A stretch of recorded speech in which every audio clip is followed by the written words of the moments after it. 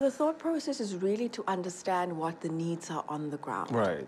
And I really hate this world of, when we go into an area and we sort of see some kind of social capital or financial capital lacking. Awe masakana, top of the morning to you, Resibon Mo in the morning, 22 minutes to 8 o'clock, June 6th, Tuesday, 2023.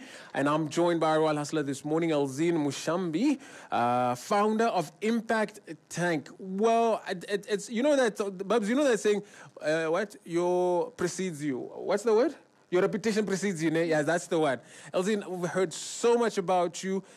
Been looking at the work that you've been doing at Impact Tank. Accomplished and experienced partnerships leader with 15-year strong track record of scoping and delivering large transformational projects in sub-Saharan Africa as well as Europe. Extensive experience in the financial services, oil and gas sectors, bringing a professional background in strategy and transformation from work within Africa and Europe. Now you are again the founder of Impact Tank Namibia. Namibia's very, very first social impact venture builder working in the impact investing sector since 2029.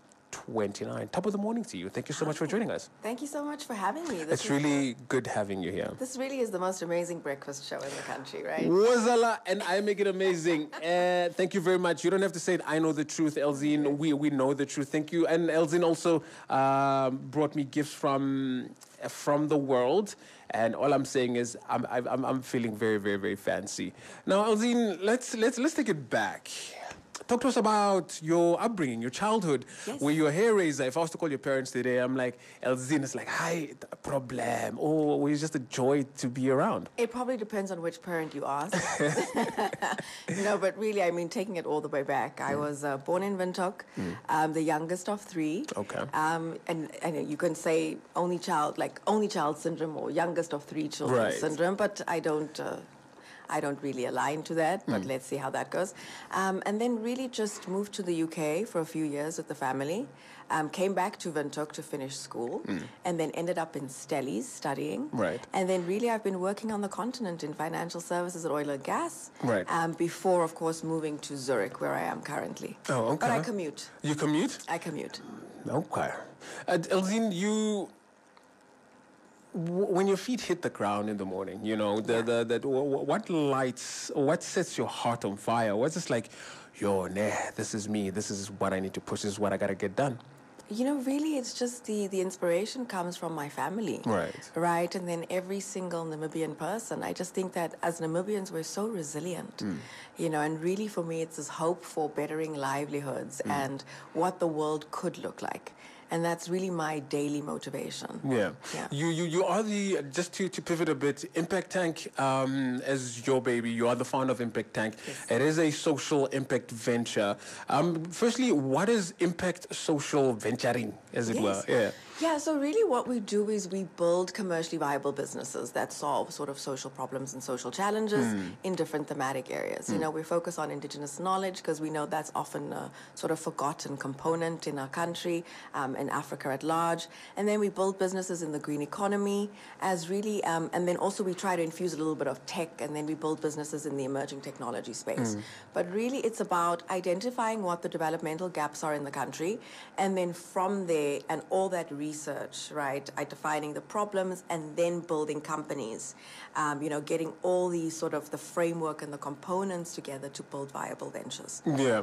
In a Namibian context, how are you finding that? Because again, the concept of venture capital generally, it is, I don't want to say an international one, but trying to bring it home. Again, it really does sound a lot like your efforts are from primarily grassroots, or not primarily, but they are really having a grassroots focus. How are you finding the reception of what Impact Tank is trying to do in the country? Had you asked me that 3 years ago, it would be very different, right? I think we're sort of hit a tailwind at the moment where people currently know what Impact Tank is. They've started using the word venture building. For us, which is sort of an intentional component into getting the market to accept us. Because, for us, it's like startup versus venture. And now we started seeing people actually using the word venture building and venture on its own. Right. And really for us, it's to assist the Namibian populace just change the narrative of what Namibia looks like and what sort of non-profits look like and what sort of what businesses ultimately can be built in the country. Again, I'm doing a lot of pivoting this morning. That's fine. You talk to us about your earlier influences. Is there a notable experience or an individual or individuals in your life that say, wow, this person or this experience really changed the trajectory of my life or where I'm at or where I'm going to? I think it's a bunch of small experiences over the years, right? So really when I founded Impact Tank, it's because I saw this venture building model really work in East Africa, where I was based for a long time. And then sort of relocating to Zurich. It was just this world of where everything works, healthcare, education, people have access to absolutely everything. And I then couldn't reconcile what I was seeing on the continent versus how I was living in Switzerland. Right. And that's really was the inspiration of how we actually are able to change business models to benefit a specific group of people. And really just taking that back to the Namibian sort of populace again. But it's really about bringing about the necessary change that we ultimately want to.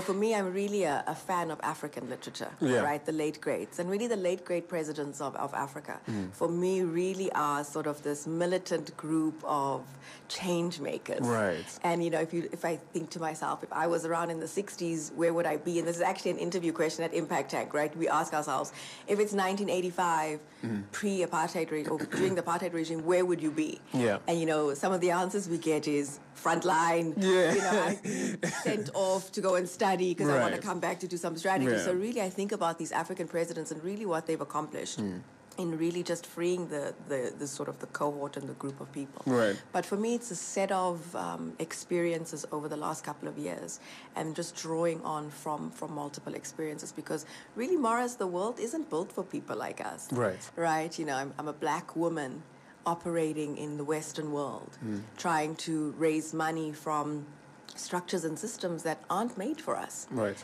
And really, it's realizing that the goal is great, and this is what has to be done.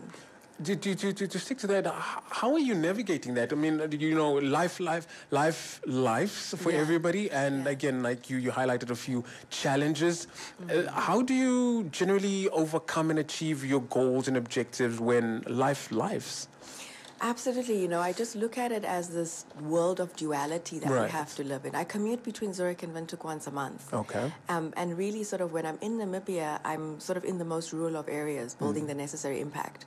And when I'm in Switzerland, I'm on the other side, sort of in boardrooms with investor conferences trying to raise the money. Right. So I really just look at it as trying to get this balance and first accepting and understanding that it is this dual purpose that I'm living out. Yeah. Right. And it's this duality that we have to just accept as people. But of course, there are challenges along the way, right? Yeah. Market acceptance of the model, the fundraising ultimately, and then, of course, launching the venture itself. So it's just that acceptance of there are going to be challenges, but we just have to remain sort of resilient and have that foundation set where we know what we're trying to do, and we're trying to better livelihoods across different geographies, across different sectors, and adding those verticals to what we ultimately do. Elzine, is this a deliberate effort or intentional effort from your end? Again, you're in boardrooms in Switzerland. Yes. But you go to the villages. Do you deliberately put yourself in situations like that? And why do you do so? What are you trying to? What is the thought process behind that? The thought process is really to understand what the needs are on the ground. Right. And I really hate this world of, when we go into an area and we sort of see some kind of social capital or financial capital lacking, the automatic response is, you need electricity or you need X, Y, Z. Right. So for us, it's very important to go into the ground to really understand what the needs of the people are. It might not be electricity. It might be cold storage, for example, for some of the smallholder farmers.